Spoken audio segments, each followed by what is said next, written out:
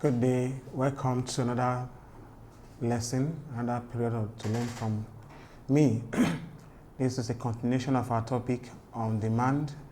And so I pray and believe that the first one that you listened to had so much information for you to take on. And this one is going to be an update to the one you already have before. So we're going to continue with demand as well as a little bit of supply in this lesson for the moment. So we're going to be looking at the theory of demand and supply in more details. For this lesson, we're going to do the following. We're going to state the factors responsible for increase and decrease in demand. Then we will define supply schedule and curves. State the factors responsible for increase and decrease in demand as well as supply. And then determine equilibrium price and quantity using graph, and then state the laws of demand and supply. I hope the time we'll have will be enough for us to finish this. If not, we will have time for it. Okay. Continuation from where we left off in the last class or lesson we had, we actually talked about increase and decrease in demand. That is where we stopped the last class. And for here, this particular one, we are going to continue to understand when we say favorable factors will cause an increase in demand and unfavorable factors will cause a decrease in demand. This is just to show you exactly what we're talking about. Now, when you talk about an increase in demand, which means at the same old price, more or less of a commodity is demanded. When for that of increase, we have favorable factors, that is, when there's a taste shift to greater popularity of a product, there will be an increase in demand for that product. When the population is likely to buy rises, there will be an increase in the demand for that product. That is, when more people who are going to buy a particular product increases, you have an increase in demand for such a commodity. When the income of a consumer rises for normal good, there will be an increase in demand for that commodity. When the price of substitute goods rises, like I mentioned Coca-Cola and Pepsi, when price of Coca-Cola rises, Pepsi demand will increase. The price of complement goods falls. Maybe the price of car falls, there will be a rise in the demand for fuel or gasoline. A future expectation that encourages buying will increase the demand for the commodity. So when we say favorable factors increasing demand, that's what we mean. Then tastes shift to lesser popularity, it will cause demand to fall. Population likely to buy drops, demand will also fall. Income of the consumer drops, demand will fall. When price of substitutes fall, demand for the commodity will fall. When price of complement rises, the demand will also fall. Then future expectation then discourages buying. People will not buy, and that means demand will fall. So these are practical examples of how the increase or decrease in demand happens. Right? This is just a clear demarcation of the two.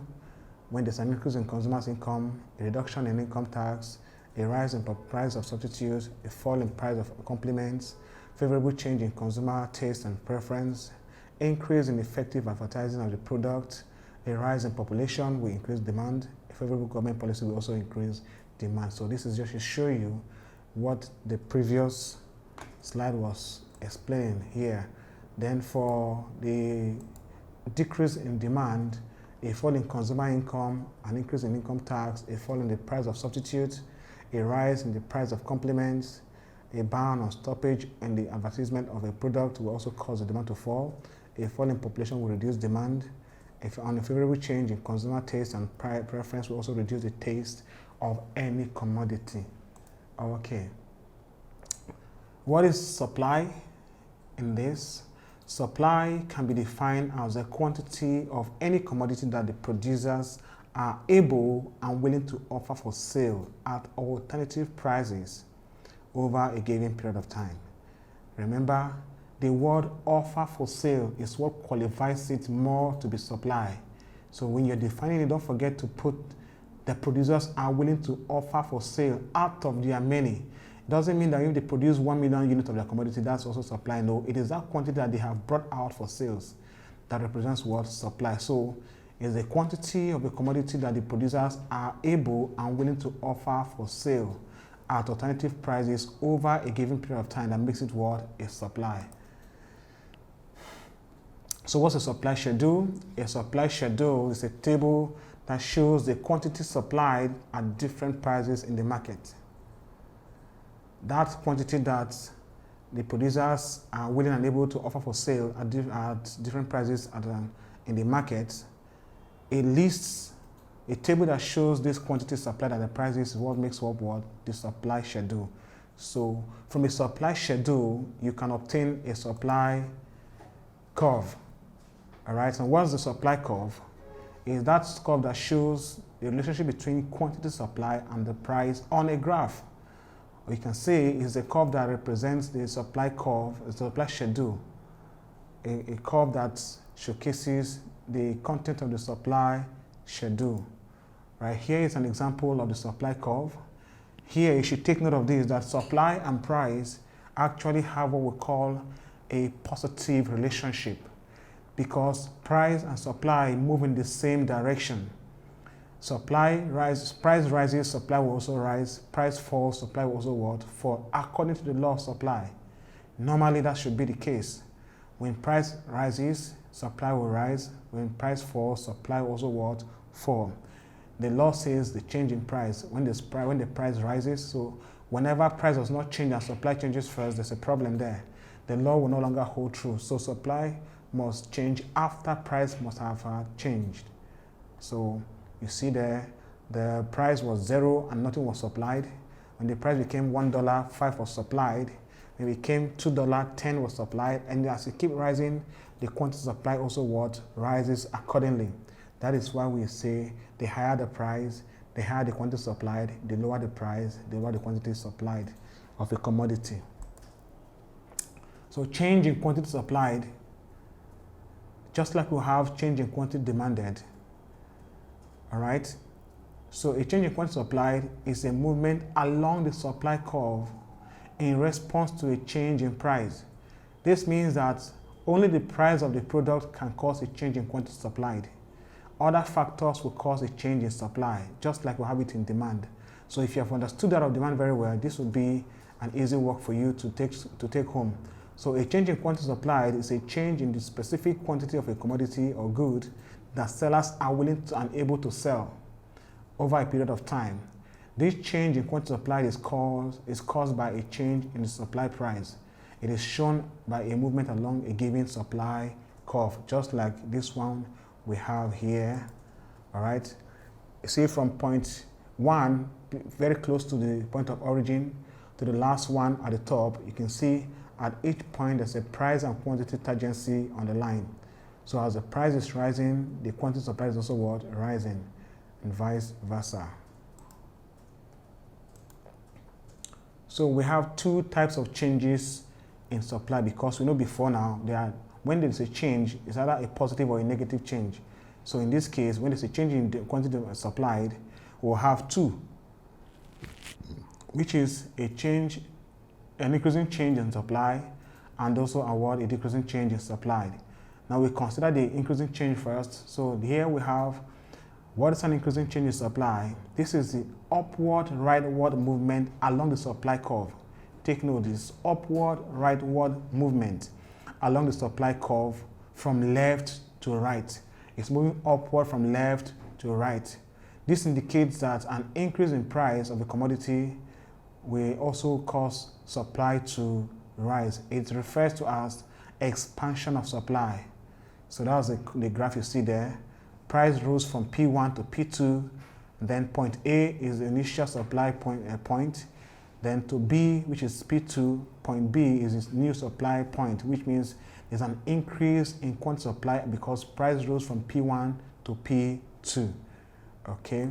Then we have a decrease in quantity supplied.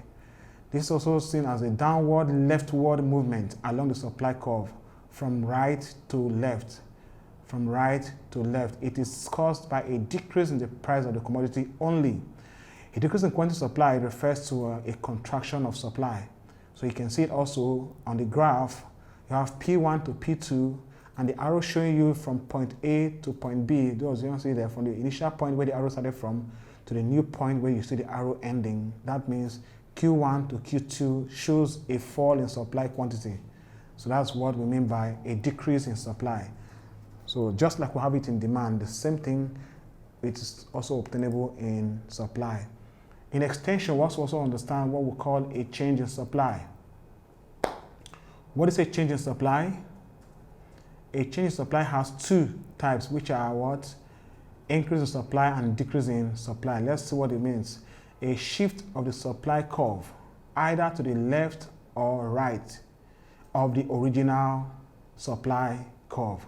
So in the entire price quantity relationship in supply, a shift of the supply curve to the left is a decrease in supply, to the right is an increase in supply from the original supply curve. So a change in supply of a product is caused by a change in the supply determinant except the price of the commodity or the product itself. So that's what a change in supply is, meaning at the same old price, more or less of a commodity is supplied to the market, depending on other factors that can cause it. So take note of that. And then here shows us a typical graph that indicates a shift of the supply curve or a change in supply. Also remember that a change in supply can also be referred to as well a shift in supply or demand as well. So resources here, resource price, that is other factors, price of other factors or other products that will cause a change in supply, techniques of production, price of other goods, taxes and subsidies, price expectations, number of sellers, supply shocks. These are the things that can either cause an increase or a decrease in supply. Now let's consider an increase in supply. When do we have an increase in supply and what does the graph look like? That's what we'll see there. Now an increase in supply with demand remaining constant will lead to a decrease in equilibrium price and quantity supplied. But in this case, what we're looking at here is to show you that this price or this supply has moved from supply curve 1 to supply curve 2 because there is a change in factors that will affect supply. This means a rightward shift of the supply curve means an increase in supply, meaning that the the shift of supply curve from S1 to S2 indicates that there's an increase in what? In supply of the commodity. Okay. A decrease in supply. A decrease in supply is a shift of the supply curve to the left of the original one, meaning that at the same old price, less of a commodity is supplied to the market. All right, so you can see that the supply curve moved from market supply 1 to market supply 2, whereby demand still remains constant. All right, market supply 1 to market supply 2, you have a shift of the supply curve to the left, meaning there's a decrease in supply. All right, so that is what it means. At the same old price, less is supplied to the market. That is what a decrease in supply is all about. Now, having known this, we bring demand and supply together to have what we call equilibrium of the market.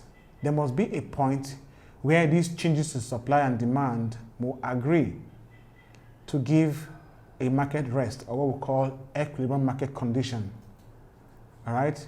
So what is this? What does it mean? In economics, equilibrium is a situation in which economic forces such as demand and supply are balanced, and in the absence of external influence, the values of economics variables will not change. That is, it's a point of rest, a point of rest, a point of equality, where no changes are not happening anymore. There is no tendency for change to occur in this place, that the market is in agreement, price and quantity demanded or supplied will be accepted between both supply and demand, because at that point, supply is satisfied, demand is also what? Satisfied. So that point where they come into agreement is what we call the equilibrium state of the market, or equilibrium condition of the market. So what is obtainable there is what we call the equilibrium price and quantity in the market. So you can see from the graph, demand coming downwards, supply also coming downwards, met at a point where you have equilibrium, the PX and QX. That is the point of equilibrium in the market. So this is a show to explain to you that this point will have a market equilibrium price and quantity determined. Now, what are those factors that will cause change or shift in supply? We have cost of production, natural conditions, technology, transport conditions, factor prices and their availability, government policies, prices of related products or goods, number of suppliers or producers, government tax and subsidies. Okay, in this case, when we say these factors, when they are favorable, supply increases. When they are unfavorable, supply what? Decreases. All right. Now, in this case, you can see from this diagram, just like we have for that of demand, these factors brings about decrease and increase in supply.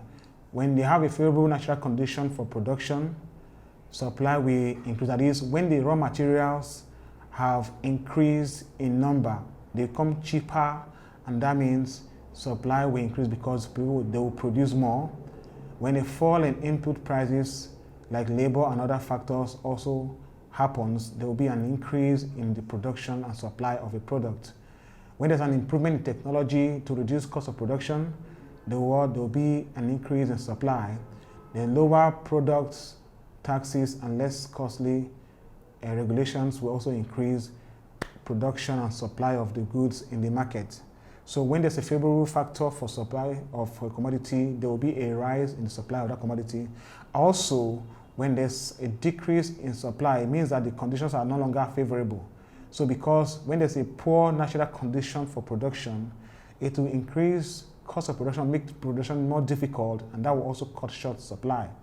A rise in input prices will also reduce the amount of goods that will be produced because it becomes more expensive for supply to occur, for production to occur, so that supply will increase. There's a decline in technology. The technology in use is now becoming obsolete or no longer efficient. That also would reduce supply. Higher product taxes and more costly regulations will also reduce supply. Going back to what we just listed out, all these things you see here, government policy, price of related products, when they are favorable, it will bring about an increase in supply. When they are not favorable, it will bring about a decrease in supply. Okay, you can see here, this shows the diagram of a shift in supply. We're not talking about increase in quantity supply now. A supply movement from supply 1 to new supply curve. All right, that's an increase in supply. This also shows a decrease in supply from S1 to S2. Right, so having known all this, I'm sure that now that talking about supply, its changes, and the factors that causes it, we all are very much informed now, and I'm sure that you can remember it easily because the graphs have also shown us that what we are saying is very, very true and correct. And I'm sure that with the graph, you'll be able to remember what we've taught or learned just now. Now we're looking at the laws of demand and supply. Actually, there are 5 laws of demand and supply, but most times what we learn in school or we are familiar with is just the first 2 laws, and we call it the first law of demand and supply. That's true because the way it is stated doesn't make us understand that there are 2 in 1 laws there. So in this case, I want to make effort to separate it so that you see it very clear that these 2 laws form the first law of demand and supply, even though they are said in one stretch. So now, you see, the first law of demand states that all things being equal, the higher the price of a commodity, the lower the quantity that will be demanded of that commodity. When you say vice versa, you're actually saying the second law of demand. All right, so the second law is the reverse of the first, which states that the lower the price, the higher the quantity that will be demanded of that commodity. That is the first 2 laws of demand. Then what are the first 2 laws of supply? You see, the first law of supply states that all things being equal, the higher the price of the commodity, the higher the quantity that will be supplied of that commodity. The second law is also the reverse of the first. which states that the lower the price, the lower the quantity of the demand that was supplied of that commodity. So this forms the first two laws of demand and supply, even though it is called the first law. So take note of it, because the next law you're going to see is the third law. You'll be asking yourself, where is the second law? Here is explained here. The second law is embedded in the first for both demand and supply, so take note of it. All right, so the next one here is the third law of demand and supply. It's an easy thing. We just finished learning this one right now. And so you see it again. That's actually a law. The equilibrium condition of the markets carries the third law of demand and supply. And the law states that the equilibrium price is that price which equates demand with supply. That price that brings into agreement demand and supply in the market is the third law of demand and supply. Meaning that there must be a price whereby demand and supply will be in agreement. That makes it what? Equilibrium price. So that's what the third law says, that the third law is states that the equilibrium price must be the price that will equate demand and supply in the market. So that's the third law of demand. To take note, we have 5 laws. We're going to the fourth one now. So the fourth law of demand states that an increase in demand while supply remains constant will lead to an increase in both equilibrium price and quantity, while a decrease in demand with supply remaining constant will lead to a decrease in both equilibrium price and quantity demanded. You see, when there's a shift of the demand curve to the right, when there's a shift of demand curve to the right, it causes a change in the equilibrium condition, meaning that there will be a change in equilibrium price and quantity. That means this change to the right will cause an increase in both equilibrium price and quantity demanded. So if you look at the demand curve, when it changes, imagine this demand or this supply, okay, when the demand curve shifts to the right, with supply not changing, you can draw it wherever you are. A demand curve shifts to the right, you draw a new demand curve on supply that is not changing. You will see that you have a tendency of an increase in equilibrium price as well as the quantity that will be demanded in that case. That's what the law is saying. And then also, when the demand also decreases, shift to the left of the original demand curve, there will be a fall in both equilibrium price and quantity demanded. That's the fourth law. So the equilibrium price also determines the fourth law in this case, whereby when the demand increases or decreases, the equilibrium price also changes to give you a new market price and quantity demanded. That is what the fourth law is trying to make us understand. So take it as an exercise, as I'm talking to you right now. Take your pen and paper and draw the graph showing first equilibrium condition, that is demand and supply intersecting in the market. Then draw one demand curve, a new one to your right. Take the tangency of the demand and supply curve, the price line, and put the price, and draw also for the quantity demanded. You see that shows an increase in increase in equilibrium price as well as increase in demand or quantity demanded on that graph. The meaning in this case there will be an increase in price of the commodity and quantity demanded because of the change in demand, while supply remains constant. Also, draw a new graph that shows a decrease in demand, where you would draw a new graph below the original or behind the original demand curve, and also tag it along the supply, which whenever it crosses the supply curve, take it, trace it to the price line, and also trace down to the quantity line. You will see that it shows a fall or a decrease in equilibrium price as well as quantity demanded. That's what the law is saying. So the graph will explain more, because this is what the law says. We put in the graph, it will show you a picture of what the graph is saying. So the fifth law of demand and supply is also seen here. It states that an increase in supply of a commodity without any change in demand will cause equilibrium price to fall. and the equilibrium quantity to rise, while a decrease in supply without a change in demand will lead to a rise in equilibrium price with a fall in equilibrium quantity. Now look at it very well. You see, it's simple. If you draw this graph, you will see it happen literally. There's a law that says whenever a price rises, supply must rise. Isn't that true? Now, anytime that supply changes before price, the opposite will be the outcome of that law. Price must change before supply or demand for the law to hold true. But whenever demand or supply changes first, the law will not be obeyed anymore. Another thing will occur. The opposite of the law is what you're going to be seeing. So they said here, when there's an increase in supply and demand did not change at all, there will be what? A fall in equilibrium price. That means supply increase first, then price will fall. That's the nature. That means it will cause a fall in equilibrium price. And when price falls, in this case, demand must also what? Rise. So that's what the law, I'm trying to explain this law in detail. So when the price falls because an increase in supply has occurred, equilibrium price will fall. And at that point, there will be an increase in equilibrium quantity demanded.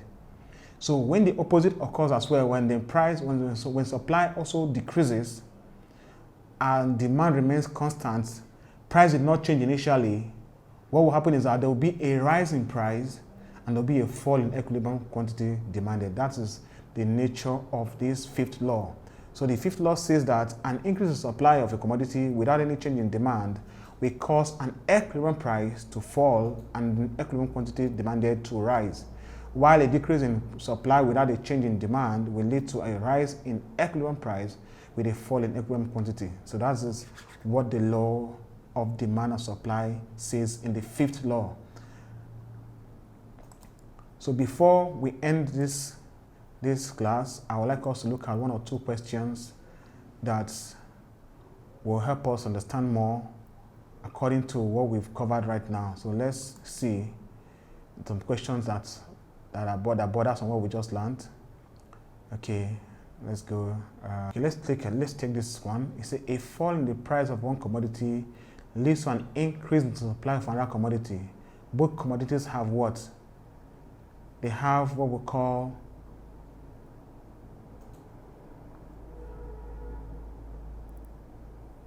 a price fall of one commodity leads to the increase in the supply. So they have what? A competitive supply.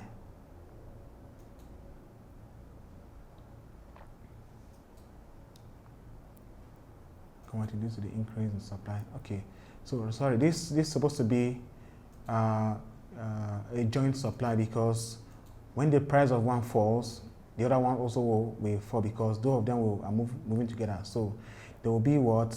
It's not actually competitive, it's what? It's a joint supply. So take note of that, because a fall in price of a commodity will lead to an increase in supply. That's the truth of the other one, meaning they are joint. So because you come. Okay, the next question here, let's look at it. I'm sure we didn't get it the first time. The market price of a commodity is normally determined by the dash. What is the determinant of a market price? Remember, market price. Another name for market price is equilibrium price. I hope you know. Equilibrium price or market clearing price, okay? Ruling market price. So what determines this price? It's usually what? The interaction of demand and supply forces. So the answer is what? B.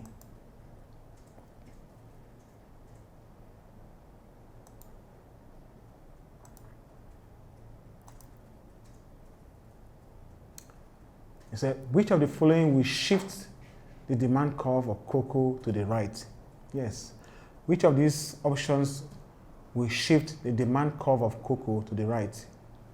Remember we told you then the factors that will cause a favorable change in demand, that is an increase in demand.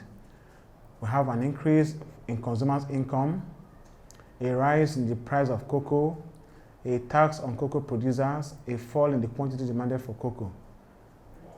So what will happen? We'll have this one, A, an increase in income of consumers. even though we're talking about cocoa here, the only option that will make it correct here is what? Is A, as a factor that determines change in demand, all right? Don't let the other ones confuse you, because if you look at the rise in the price of cocoa, it will be a change in supply, okay? Or a drop in the demand for cocoa, which is a negative change. So A is the answer. Our next one is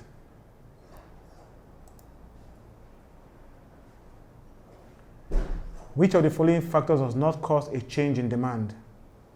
Does not cause a change in demand. Look at it very well. We said I divided my factors into two. One, price of the commodity or own price. The other one, other factors that will cause change in demand. So look at the question.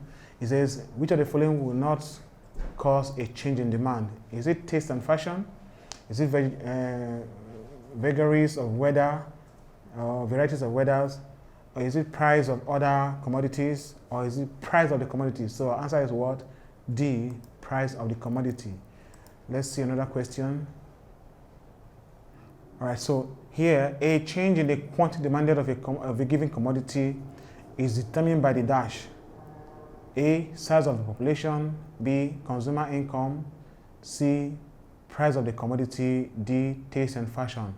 Our answer is what? Is C, and our answer is correct. Now, another question here says, a shift in the demand curve indicates what? I'm just taking questions that borders on what we just learned. Other ones are there, but we look at what we learned so that we can buttress our understanding. So a shift in the demand curve indicates what? Is it expansional demand? Is it change in demand? Is it change in quantity demanded or elasticity of demand? A shift is what? Is a change in demand. So B is our answer.